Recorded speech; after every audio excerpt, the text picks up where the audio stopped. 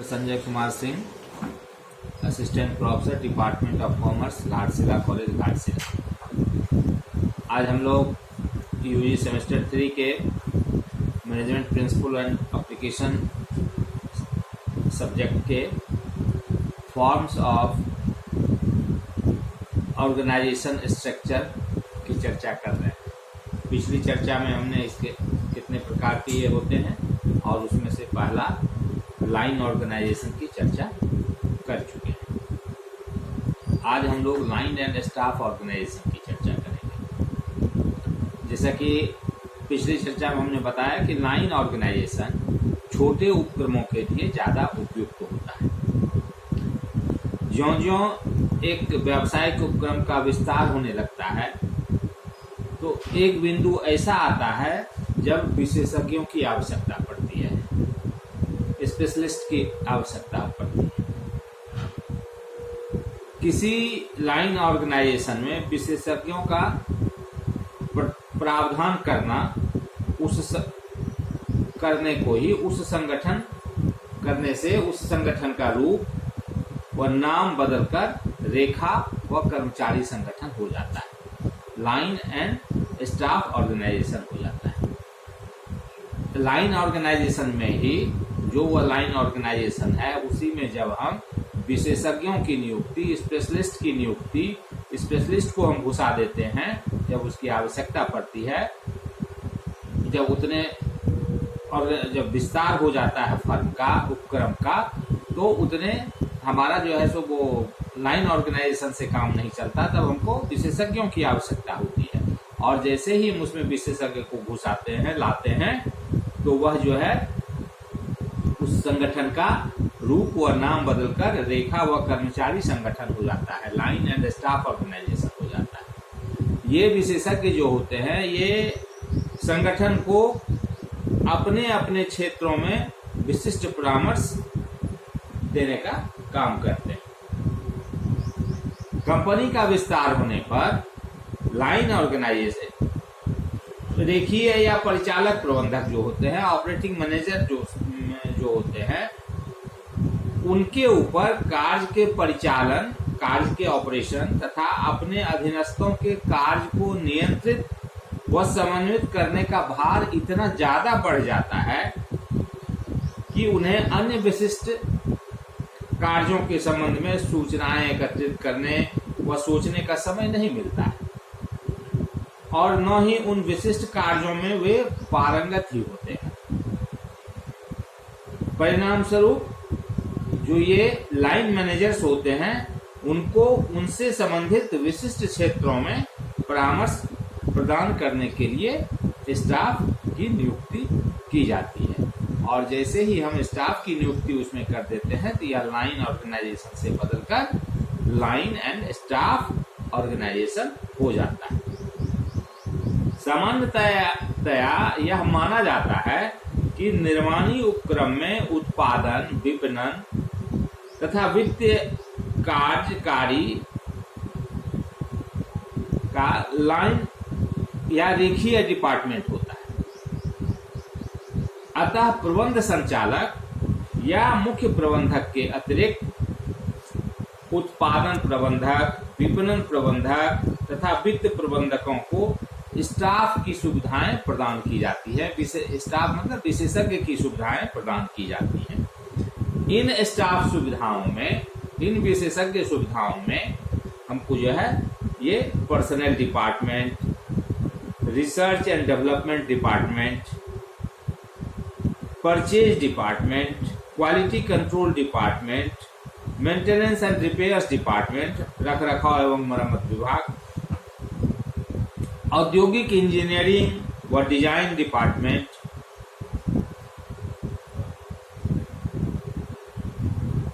विपणन सर्वेक्षण department, marketing research department,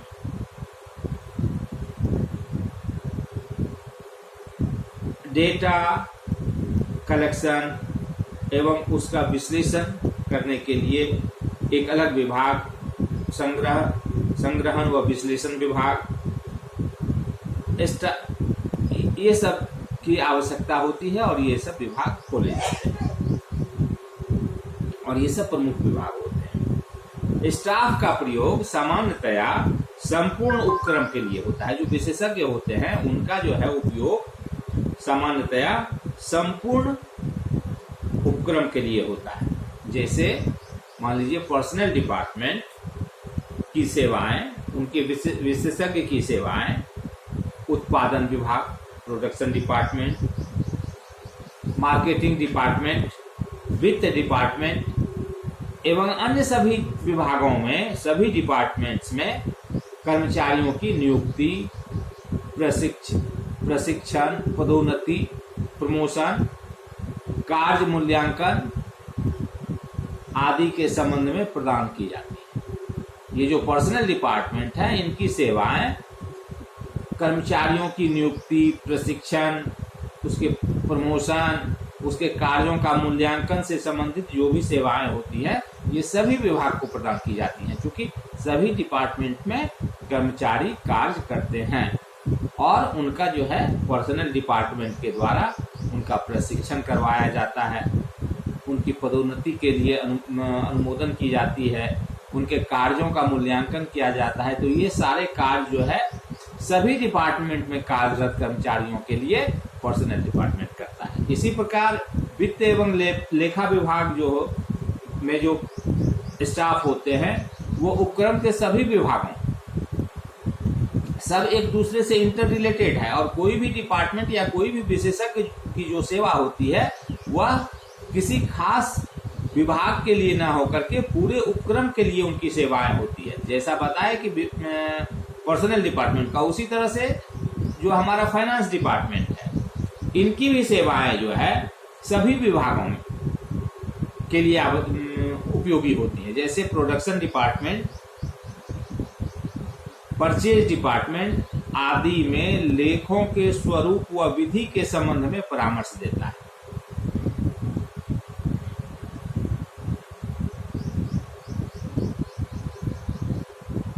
staff या विशेष, ये जो अब लाइन एंड स्टाफ ऑर्गेनाइजेशन है, इसमें जैसे लाइन ऑर्गेनाइजेशन में बताए थे, थोड़ा सा उससे भिन्न इसमें होता है कि इसमें कुछ और ज्यादा ही विशेषज्ञों के लिए अलग अलग डिपार्टमेंट की व्यवस्था की जाती है। जैसे इसमें सबसे ऊपर जो है संचालक मंडल होता है, बोर्ड ऑफ डायरेक्टर्स होता है, उसके नीचे प्रबंध संचालक होता है और प्रबंध संचालक के अंदर अलग अलग डिपार्टमेंट्स होते हैं। जो सारे डिपार्टमेंट्स अपने अपने कार्य करते हैं और एक दूसरे को के लिए उपयोगी साबित होते हैं। अब ये डिपार्टमेंट क्या क्या हो सकते हैं, तो जैसा कि अभी तुरंत हम थोड़ी देर पहले बताए हैं आप लोगों को, यह हो सकता है रिसर्च एंड डेवलपमेंट डिपार्टमेंट के प्रबंधक, finance manager, production manager, marketing manager, personal manager, और फिर इसके नीचे जो फिर दूसरी लाइन होती है उसमें आ जाता है क्वालिटी कंट्रोलर, कताई सुपरिटेंडेंट, बुनाई अधीक्षक, बुनाई सुपरिटेंडेंट, फिनिशिंग अधीक्षक, फिनिशिंग सुपरिटेंडेंट, सामग्री नियंत्रक, मटेरियल कंट्रोलर, और फिर उसके नीचे सुपरवाइजर, अलग अलग डिपार्टमेंट के वर्क काम के आधार पर बनाए गए समूहों के अलग अलग समूह के अलग अलग पर्यवेक्षक होते हैं। प्रत्येक समूह में उस स्वभाव के जो कार्य रहते हैं उस तरह के श्रमिकों को लगाया जाता है और उनके कार्यों को देखने के लिए, सुपरवाइज करने के लिए एक पर्यवेक्षक की नियुक्ति की जाती है। तो ये हमारा जो है सो लाइन एंड स्टाफ ऑर्गेनाइजेशन का प्रारूप होता है।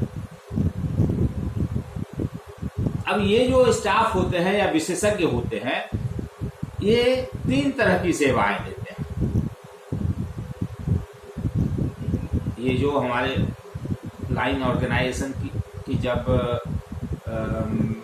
अनुपयुक्त होने रहता है, लगता है फर्म की, जब फर्म का जब आकार बड़ा होने लगता है और उसमें जब हमको विशेषज्ञों की सेवाओं की जरूरत होती है तो स्टाफ के रूप में जब हम उनको नियुक्त करते हैं तो ये हमको 3 प्रकार की इनकी सेवाएं होती हैं। पहला एडवाइजरी, परामर्श से संबंधित सेवाएं, दूसरा सर्विस, सेवा से संबंधित सेवाएं, और तीसरा कंट्रोल, नियंत्रण।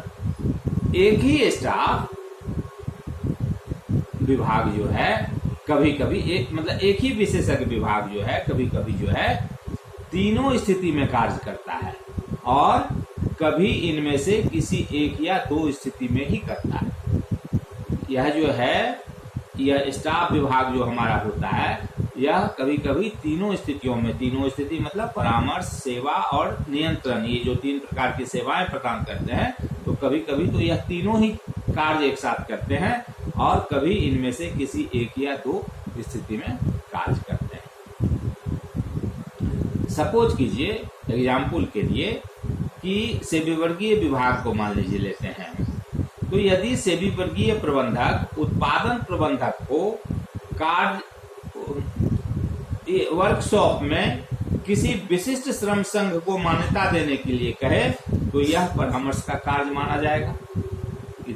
उसको कह रहा है, प्रोडक्शन डिपार्टमेंट को कहा जा रहा है कि आप जो है सो इस विशिष्ट श्रम संघ को मान्यता दे दीजिए, तो यह परामर्श का काम माना जाएगा। और जब सेबी वर्गीय प्रबंधक जो है, पर्सनल मैनेजर जो है, उत्पादन विभाग के कर्मचारियों की नियुक्ति, उनका प्रशिक्षण की व्यवस्था करे तो यह सेवा का कार्य माना जाएगा। प्रोडक्शन डिपार्टमेंट में जो रिक्वायरमेंट है कर्मचारियों की, उसकी नियुक्ति करेगा पर्सनल डिपार्टमेंट, उसको ट्रेन करेगा और फिर वह उत्पादन डिपार्टमेंट को हैंडओवर करेगा, तो यह सेवा का कार्य हो गया। तो पहला हो गया परामर्श का कार्य, दूसरा हो गया सेवा का कार्य। और जब वह उत्पादन विभाग के कर्मचारियों के जो उसमें काम कर रहे हैं, प्रोडक्शन डिपार्टमेंट में जो भी कर्मचारी काम कर रहे हैं, उनके कार्यों का समय व गति अध्ययन करके प्रमापित समय, काम करने वाले जो वहां पे व्यक्ति हैं, जो कर्मचारी हैं, उनके समय व गति का अध्ययन करके प्रमापित समय तथा प्रेरणात्मक मजदूरी पद्धति लागू करे तो नियंत्रण कार्य माना जाएगा। तो इस प्रकार जो ये विशेषज्ञ होते हैं, ये जो स्टाफ होते हैं, ये हमें 3 तरह की सेवाएं प्रदान करते हैं और वो 3 सेवाएं हैं परामर्श, एडवाइजरी का काम, सेवा का काम यानी सर्विस, और तीसरा कंट्रोल यानी नियंत्रण का कार्य। ठीक इसी प्रकार मान लीजिए रिसर्च एंड डेवलपमेंट डिपार्टमेंट है, वह नए उत्पाद को विकसित करता है, पुराने उत्पाद में सुधार करता है, उत्पाद विविधीकरण के संबंध में मुख्य प्रबंधक को परामर्श देता है। तो इस तरह का जो यह परामर्श है, यह एडवाइजरी कार्य माना जाएगा, परामर्श का कार्य माना जाएगा। और जब इनको उत्पादन विभाग में क्रियान्वित करने में सहायता करता है तो यह सेवा कार्य माना जाएगा।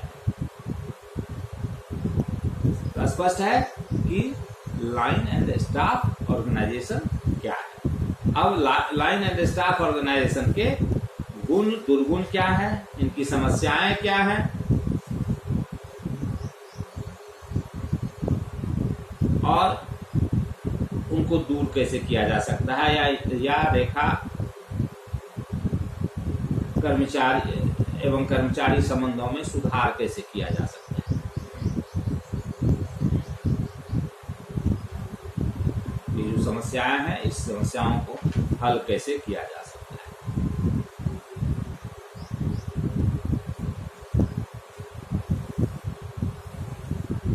लाइन एंड स्टाफ ऑर्गेनाइजेशन के गुण क्या है, एडवांटेजेस क्या है, मेरिट्स क्या है। इसमें विशेषज्ञों का परामर्श, इस संगठन में जो मैनेजर्स होते हैं, लाइन मैनेजर्स होते हैं, उनको उन क्षेत्रों में विशेषज्ञ का परामर्श प्राप्त हो जाता है जिनमें कि वे परिचालन कार्य में व्यस्त रहने के कारण ध्यान नहीं दे पाते। क्योंकि जब विशेषज्ञ हमारे पास नहीं होते हैं तो वो लाइन मैनेजर्स जो है, उनके पास काम का इतना ज्यादा दबाव होता है कि वह कोई विशिष्टता के साथ किसी कार्य को करने की बात सोच ही नहीं सकता है। इसलिए जब वर्कलोड बढ़ता है तो जब हम लाइन एंड स्टाफ ऑर्गेनाइजेशन की रचना करते हैं, इस फॉर्मेट को अपनाते हैं, तो इसमें जो है सो लाइन मैनेजर्स को एक विशेषज्ञ का सलाह या परामर्श प्राप्त होता है, जो कि उस उपक्रम की उत्पादकता में सुधार लाता है और वृद्धि होती है। दूसरा है नियंत्रण सोपान, स्पैन ऑफ कंट्रोल में वृद्धि। इस संगठन के अंतर्गत लाइन मैनेजर्स पूरी तरह अपने परिचालन कार्य पर ध्यान दे सकते हैं। जहां पर इस तरह के संगठन के बनावट की रचना को अपनाया जाता है, वहां पर जो है लाइन मैनेजर जो है वह पूरी तरह अपने ऑपरेशनल कार्य पे ध्यान दे सकता है, क्योंकि तकनीकी एवं विशिष्ट समस्याओं के समाधान के लिए स्टाफ सेवाएं उपलब्ध होती है। विशिष्ट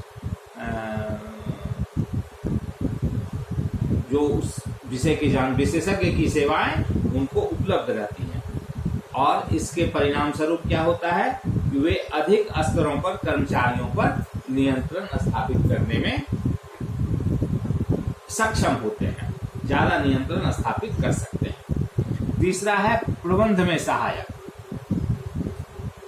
प्रबंध में सहायक, कभी कभी इन विशेषज्ञों को लाइन मैनेजर्स की सहायतार्थ भी प्रयोग कर लिया जाता है। ये जो विशेषज्ञ होते हैं हमारे पास, ये जो स्टाफ होते हैं, इनको कभी कभी जो है हम लोग फर्म जो है, प्रबंध जो है, टॉप मैनेजमेंट जो है, वह लाइन मैनेजर के सहायता के लिए भी प्रयोग कर देता है।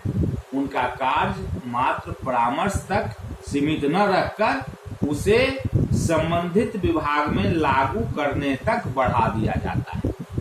इस प्रकार स्टाफ जो है लाइन मैनेजर्स द्वारा किए जाने वाले नियंत्रण व समन्वय में भी सहायक हो जाता है। चौथा है लोच, फ्लेक्सिबिलिटी। रेखा एवं संगठन में व्यवसाय की आवश्यकता अनुसार संगठन संरचना को छोटा या बड़ा करने की गुंजाइश बनी रहती है। अगर जरूरत है तो हम विशेषज्ञ को लाते हैं, अगर जरूरत नहीं है तो हम विशेषज्ञ को नहीं लाते हैं। तो ऐसी स्थिति में हमारे पास यह गुंजाइश बनी रहती है कि हम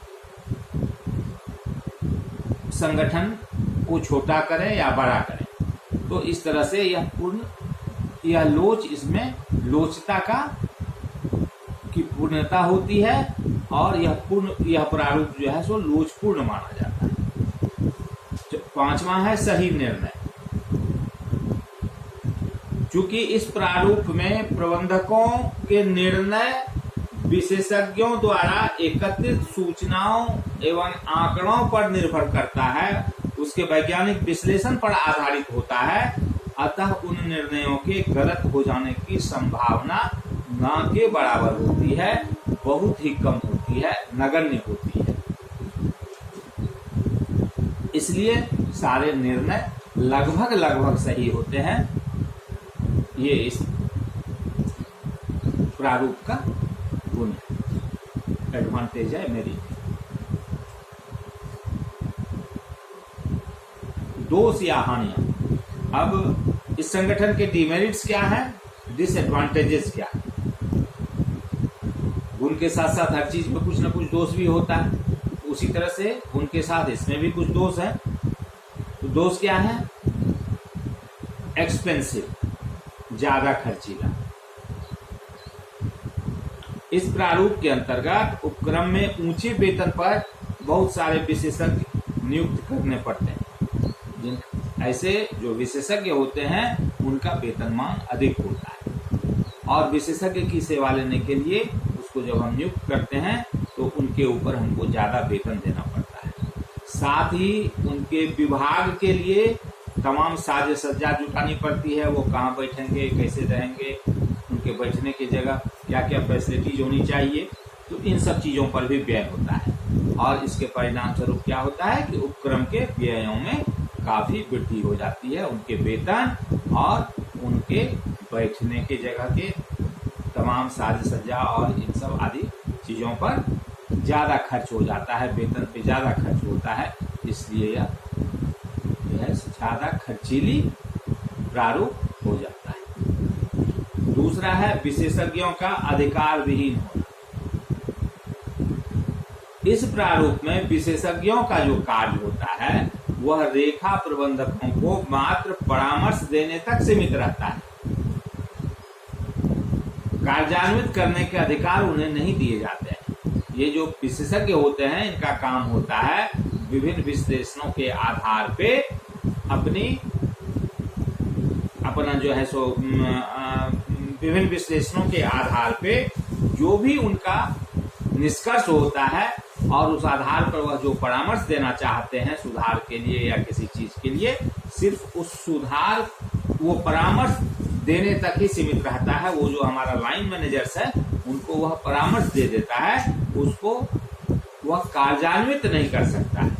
परिणाम स्वरूप स्टाफ अपने परामर्श के औचित्य के लिए उत्तरदायी नहीं ठहराए जाते हैं, नहीं जा सकते हैं, क्योंकि वो तो परामर्श दे दिया। अब अगर लाइन मैनेजर्स उसको इम्प्लीमेंट नहीं करता है, उस परामर्श को नहीं मानता है, उसके अनुसार जो है सो कार्यों को क्रियान्वित नहीं करता है, तो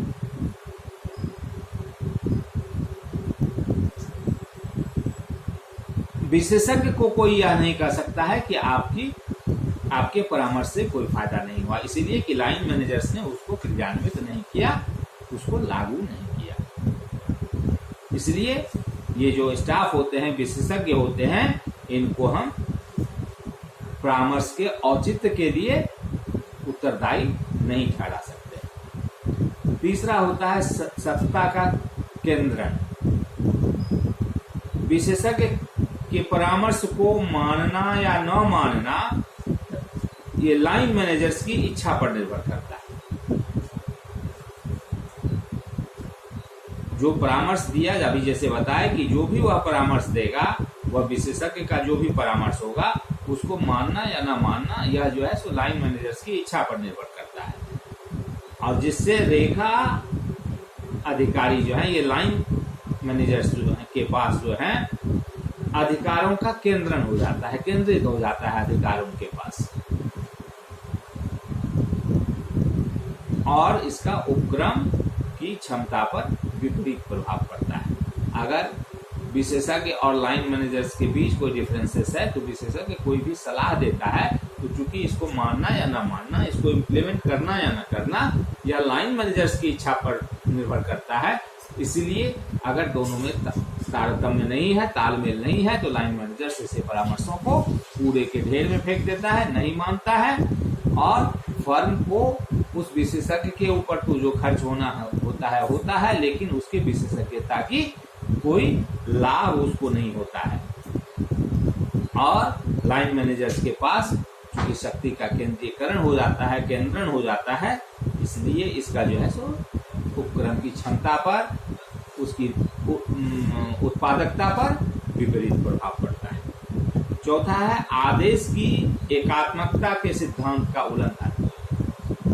जो यूनिफॉर्मिटी होनी चाहिए, उस सिद्धांत का, आदेश की जो यूनिफॉर्मिटी ऑफ ऑर्डर जो है, उसके सिद्धांत का उल्लंघन होता है। कभी कभी विशेषज्ञ अपने परामर्श को, अपने सलाह को अत्यंत उपयोगी मानकर स्वयं ही उसे संबंधित विभागों में लागू करने का प्रयास करने लगते हैं। जो उनका जो रिसर्च होता है, उनका एनालिसिस के आधार पर जिस निष्कर्ष पर वह पहुंचते हैं, तो कभी कभी क्या होता है कि ऐसे विशेषज्ञ जो इस निष्कर्ष पर पहुंचते हैं और जो परामर्श वो तैयार करते हैं, उसको बहुत ही ज्यादा उपयोगी मानकर, अति उत्साह में वो उसको ज्यादा उपयोगी मानकर स्वयं ही उसे संबंधित विभागों में लागू करने का प्रयास करने लगते हैं, जबकि रेखा प्रबंधक इसका विरोध करते हैं। क्योंकि यह लेखा प्रबंधक के अधिकार का हनन होने लगता है, यहाँ पर अतिक्रमण होने लगता है, इसलिए वो इसका विरोध करते हैं। इससे अधीनस्थों को, जो सबऑर्डिनेट हैं, को एक व्यक्ति से आदेश न मिलकर दो भिन्न भिन्न अधिकारियों से आदेश प्राप्त होने लगते हैं।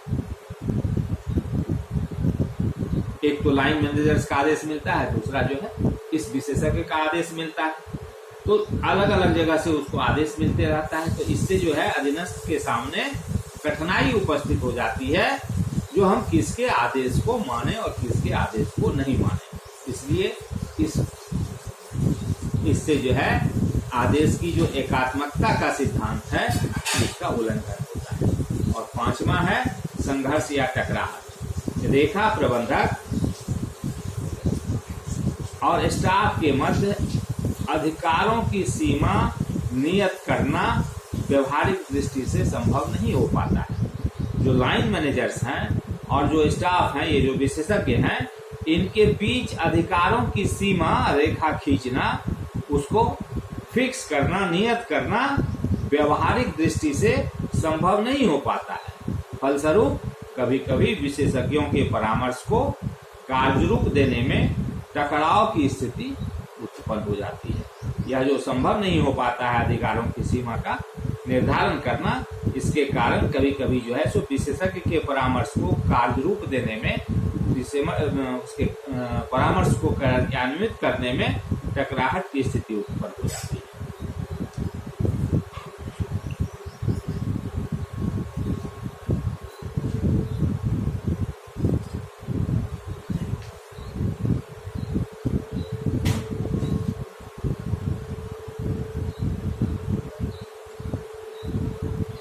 अब है कि रेखा एवं कर्मचारी संबंधों की समस्या। ये जो लाइन मैनेजर्स होते हैं और ये जो स्टाफ होते हैं, विशेषज्ञ होते हैं, इनके संबंध की एक अलग तरह की समस्या होती है।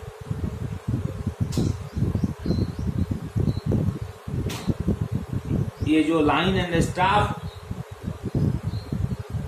फॉर्मेट में, इस तरह की व्यवस्था में क्या होता है कि यह इस मान्यता पर आधारित होता है कि वे परस्पर सद्भाव बनाए रखेंगे और दोनों मिलकर उपक्रम के लक्ष्य को प्राप्त करने का प्रयास करेंगे। परंतु व्यवहार में रेखा प्रबंधकों और ये जो स्टाफ हैं, जो विशेषज्ञ हैं, के मध्य टकराहट की स्थिति पैदा हो जाती है, जिससे अंतिम रूप से उपक्रम को ही हानि होती है, उसकी उत्पादकता कम हो जाती है, प्रभावित होती है। इस टकराव की स्थिति के उत्पन्न होने के बहुत सारे कारण होते हैं। प्रोफेसर कुंज व डोनाल्ड ने इसके कुछ कारण बताए हैं, जो इस प्रकार: रेखा प्रबंधकों के अधिकारों पर चोट, अटैक ऑन लाइन ऑथोरिटी। अभी जो हम दोष या हानियां बताए आप लोगों को, उसी से मिलता जुलता चीज यह है।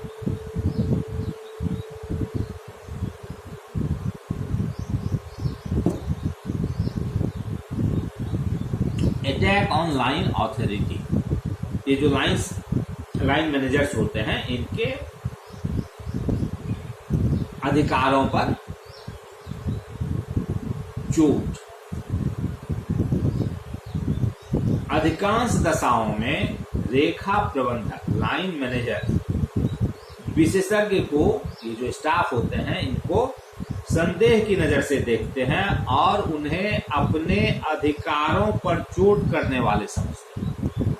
चूंकि विशेषज्ञों की राय वैज्ञानिक विश्लेषण पर आधारित होती है, अतः कंपनी का प्रबंध संचालक संबंधित लाइन मैनेजर्स को विशेषज्ञों के परामर्श को लागू करने का आदेश देता है, जबकि लाइन मैनेजर्स जो है वह विशेषज्ञों के परामर्श को व्यवहारिक एवं उपयोगी नहीं समझते हैं। इससे रेखा प्रबंधकों में रोष व्याप्त हो जाता है और वे असहयोगात्मक रुख अपना लेते हैं, जिससे उपक्रम की हानि होती है। क्योंकि यह विशेषज्ञ होते हैं, इसीलिए यह जो कुछ भी परामर्श देते हैं, तो उस प्रबंध संचालक जो है वह यह सोच के इस अवधारणा पर चलते हैं कि ये जो विशेषज्ञ हैं अपनी राय वैज्ञानिक विश्लेषण के आधार पर दे रहे हैं, इसलिए इनके राय को लागू करने के लिए वह लाइन मैनेजर्स के ऊपर दबाव बनाते हैं कि इनके द्वारा जो परामर्श दिया गया है उसको आप लागू कीजिए। जबकि लाइन मैनेजर्स का कंसेप्ट होता है, उसकी अवधारणा होती है कि यह जो है सो ये परामर्श जो आते हैं विशेषज्ञों के, यह सिर्फ टेबल पे एनालिसिस करके बनाए जाते हैं, यह व्यवहारिक नहीं होते हैं और उपयोगी नहीं होते हैं, इसीलिए वह ऐसे परामर्शों को लागू करना नहीं चाहता है।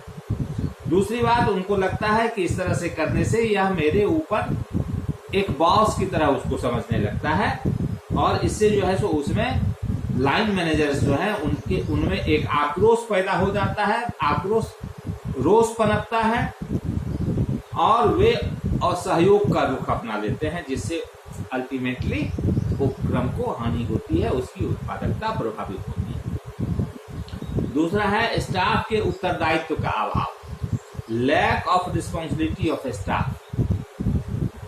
विशेषज्ञ केवल योजना प्रस्तुत करता है, ये जो स्टाफ रखे जाते हैं, ये जो विशेषज्ञ होते हैं, यह अपने एनालिसिस वगैरह इस सब के आधार पर वह सिर्फ एक योजना बना करके देता है, एक प्रस्ताव बना करके देता है, एक परामर्श देता है। उसको क्रियान्वित करने का कार्य लाइन मैनेजर्स का है।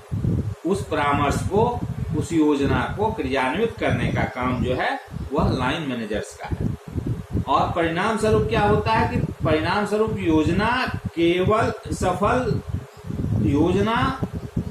सफल न होने पर विशेषज्ञ इसका दोष प्रबंधक पर थोप देते हैं, लाइन मैनेजर्स पर थोप देते हैं और योजना को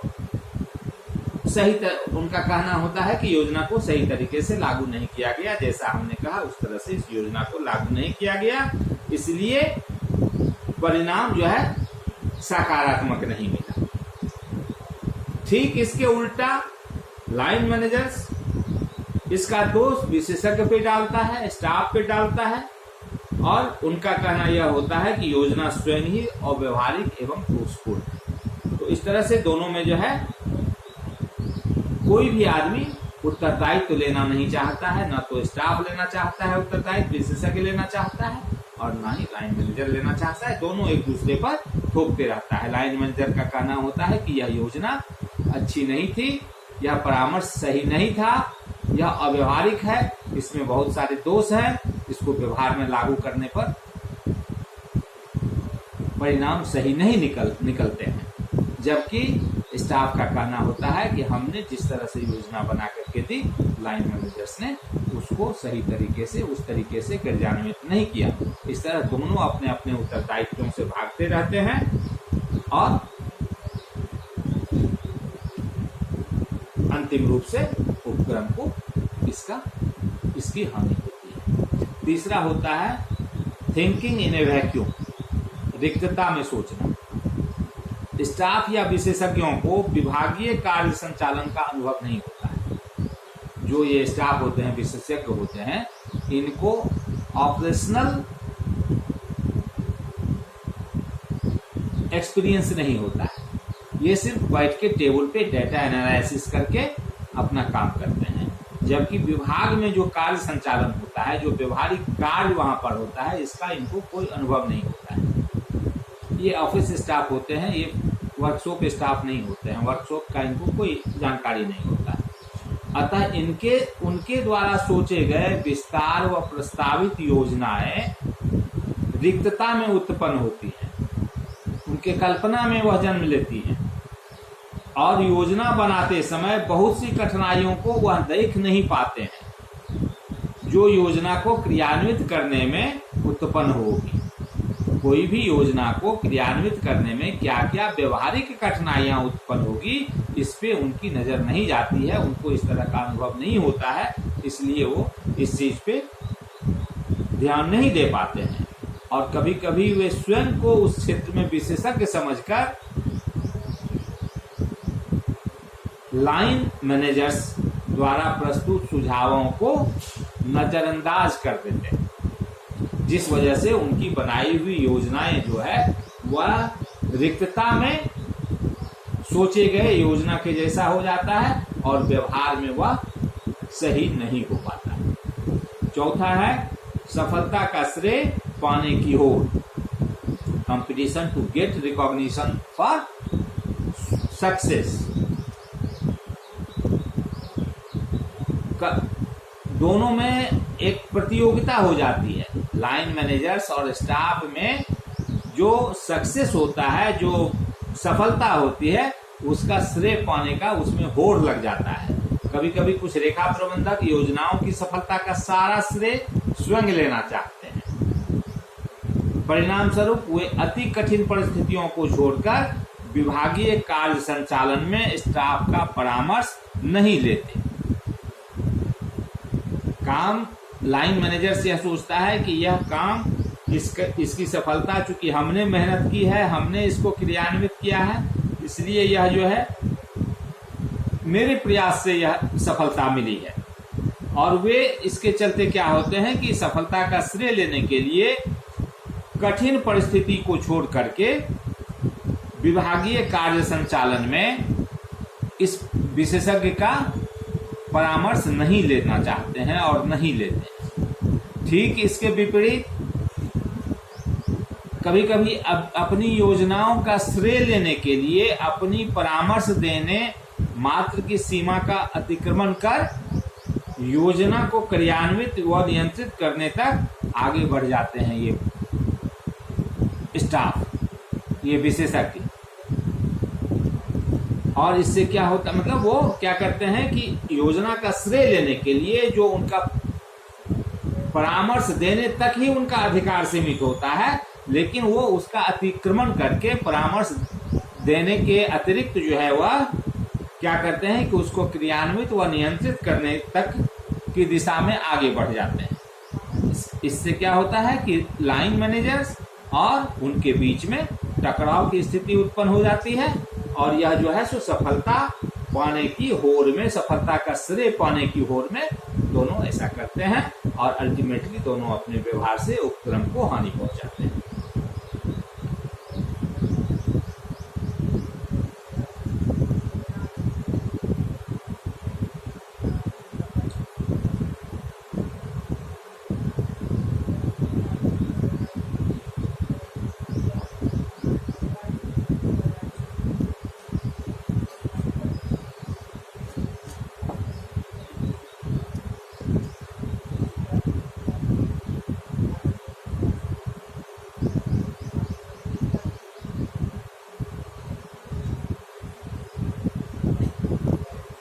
अब है कि ये जो रेखा एवं कर्मचारी संबंध होते हैं जिसमें ये टकराहट की और ये सब जो समस्याएं पैदा होती हैं, इनमें सुधार कैसे लाया जाए।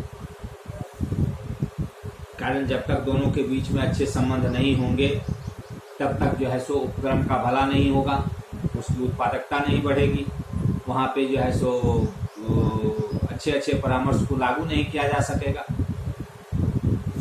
तो इन सब बातों को ध्यान में रखते हुए कुछ सुझाव जो है इन दोनों के संबंधों में सुधार के लिए कुछ सुझाव दिए जा सकते हैं। क्या क्या सुझाव हो सकता है? तो पहला, योग्य विशेषज्ञों की नियुक्ति, appointment of capable staff. Capable staff की नियुक्ति करते समय स्टाफ की नियुक्ति करते समय हम उसकी कैपेबिलिटी को ध्यान में जरूर रखा जाना चाहिए। वह जो है योग्य तथा कर्मठ व्यक्तियों को प्राथमिकता दी जानी चाहिए ताकि उनके द्वारा सुझाई गई योजनाएं उपयोगी सिद्ध हो सके और रेखा प्रबंधक उनकी योग्यता पर विश्वास कर सके। अगर आदमी में मेरिट होता है तो उसका सुझाव अगर सही होगा तो लाइन मैनेजर्स जो है वह मानने के लिए खुद ही अग्रसर हो जाएगा और दोनों मिलकर के सामंजस्य के साथ, समन्वय के साथ दोनों कार्य करेंगे। इसलिए योग्यता अगर है स्टाफ में, विशेषज्ञ में, तो वह लाइन मैनेजर से अपना तालमेल बिठा लेगा और अगर उसका परामर्श सही होता है तो लाइन मैनेजर भी उसको सहयोग करेगा और उससे बराबर सुझाव लेते रहेगा। दूसरा है समझाने बुझाने पर जोर, एम्फेसिस ऑफ परसुएशन। स्टाफ को चाहिए, जो ये विशेषज्ञ होते हैं, इसको चाहिए कि वह अपने सुझावों और योजनाओं को रेखा प्रबंधक पर लादने का प्रयास न करे, थोपने का प्रयास न करे, बल्कि उन्हें उन योजनाओं की उपयोगिता बताकर, उपयोगिता दर्शाकर क्रियान्वित करने के लिए समझावे, उनको तैयार करे, बतावे कि ये जो हमारा जो ये सुझाव है उसके क्या क्या गुण हैं, उससे क्या क्या फायदे हो सकते हैं। तो इस सब तरह से उनको कन्विंस करने का प्रयास करे, योजनाओं की उपयोगिता को समझाने का प्रयास करे और उससे होने वाले लाभों को बतावे और फिर उसको क्रियान्वित करने के लिए सहमत करे। ये लाइन मैनेजर्स को यह आभास न हो कि स्टाफ उनके अधिकारों का अतिक्रमण कर रहा है। दोनों के बीच में सहयोगात्मक ये होना चाहिए। इसलिए यह लाइन, ये स्टाफ का, विशेषज्ञ का दायित्व बनता है कि वह इस चीज के लिए लाइन मैनेजर्स को पूर्ण रूप से कन्विंस करे, आश्वस्त करे कि जो योजना हम बना करके दे रहे हैं, जो सुझाव हम दे रहे हैं, उस पर अगर कार्य अगर कीजिएगा तो उससे ये फायदाएं, तो फायदा होगा, लाभ होंगे। और लाइन मैनेजर्स को यह न लगे कि यह मेरे ऊपर चढ़ के बात कर रहा है, मेरे अधिकारों का अतिक्रमण कर रहा है, बल्कि एक मित्र की भांति उसको समझाने का प्रयास है। तीसरा, सीमा का अतिक्रमण नहीं। स्टाफ का कार्य अधिकांश दशाओं में रेखा प्रबंधकों को मात्र परामर्श देना है, उसका क्रियान्वयन व नियंत्रण करना नहीं है। उसका काम सिर्फ परामर्श देकर के छोड़ देना है। अब लाइन मैनेजर्स उस चीज को समझेगा कि हम इसको कैसे क्रियान्वित करेंगे और कैसे इसको हम कंट्रोल करेंगे। स्टाफ को चाहिए कि वह अपनी सीमाओं का अतिक्रमण न करे, वह सिर्फ कन्विंस करने का प्रयास करे कि इसको लागू कीजिए। अगर इसको लागू करने में कहीं अगर मेरी मदद की आवश्यकता होगी तो मैं भी आपको मदद करूंगा, लेकिन फोर्स नहीं कि इसको लागू करना है और इससे उसको यह आभास न हो कि यह अपनी सीमा का अतिक्रमण कर रहा है, मेरे अधिकारों का अतिक्रमण कर रहा है। उसके सुझावों को कार्य रूप देने का श्रेय रेखा प्रबंधक को ही प्राप्त करने दें। चौथा है मतांतर का समाधान, रिकॉन्सिलेशन ऑफ डिफरेंसेस। ये जो मतभिन्नता होती है, डिफरेंसेस होता है, इसका रिकॉन्सिलेशन करना, इसका समाधान करना। यदि किसी बात पर लाइन मैनेजर्स तथा स्टाफ में मतभेद हो तो उसे वरिष्ठ प्रबंधकों या मुख्य प्रबंधक द्वारा दोनों पक्षों के तथ्य को सुनकर निष्पक्ष रूप से निपटाने का प्रयास करना चाहिए, समाधान करने का प्रयास करना चाहिए, जिससे कि दोनों में पुनः तालमेल स्थापित हो सके। और पांचवा है कंप्लीट प्लान। स्टाफ को यह ध्यान रखना चाहिए, जो विशेषज्ञ हैं उनको यह ध्यान रखना चाहिए कि जब भी कोई समस्या समाधान हेतु उसके सामने रखी जाए तो उससे संबंधित सभी सूचनाओं को विश्लेषित करके ही सुझाव दें। अगर उनके सामने, वो जो स्टाफ हैं उनके सामने अगर कोई समस्या के समाधान के लिए कोई विषय रखी जाती है तो उसका यह दायित्व बनता है कि उससे संबंधित जितनी भी सूचनाएं हैं सभी सूचनाओं को एकत्रित करें और फिर उसका विश्लेषण करें और उसके बाद ही कोई कंप्लीट प्लान के साथ वो सुझाव दे, ताकि सुझाव या समाधान स्पष्ट तथा व्यवहारिक सिद्ध हो सके। ऐसा नहीं कि आनंद फानंद में आधी अधूरी सूचनाओं को विश्लेषित कर कोई अपरिपक्व सुझाव दे दे जिससे कि कोई लाभ होने वाला न हो, जो अव्यवहारिक हो। इसलिए कहा जाता है कि वह समस्त सूचनाओं को एकत्रित करे और उसका विश्लेषण करने के उपरांत वह अपना संपूर्ण सुझाव दे, कंप्लीट प्लान सामने में रखे, जिससे कि वह समाधान जो है स्पष्ट हो, व्यवहारिक हो, अपनी योजनाओं या सुझाव से संबंधित अच्छाइयों, उसकी विशेषताओं तथा खतरों को भी पूर्ण रूप से स्पष्ट कर दे कि इस प्लान को लागू करने में, इस परामर्श को लागू करने में निम्न अच्छाइयां हैं, निम्न फायदे हैं और इसके कुछ साइड इफेक्ट भी हैं, निम्न खतरे भी हो सकते हैं। ऐसा करने से लाइन मैनेजर्स को क्रियान्वयन में कठिनाई उत्पन्न नहीं होगी। वह उन खतरों को पहले से भांप के उसके समाधान के लिए अपने दिमाग में बात रख के उसको क्रियान्वित करेगा, जिससे कि उनको कठिनाई उत्पन्न नहीं होगी, क्योंकि उनके दिमाग में होने वाली कठिनाइयों का पहले से समाधान रखा रहता है। अब कल की चर्चा में हम लोग फंक्शनल ऑर्गेनाइजेशन और कमिटी ऑर्गेनाइजेशन की चर्चा करेंगे। आज के लिए इतना ही। Thank you.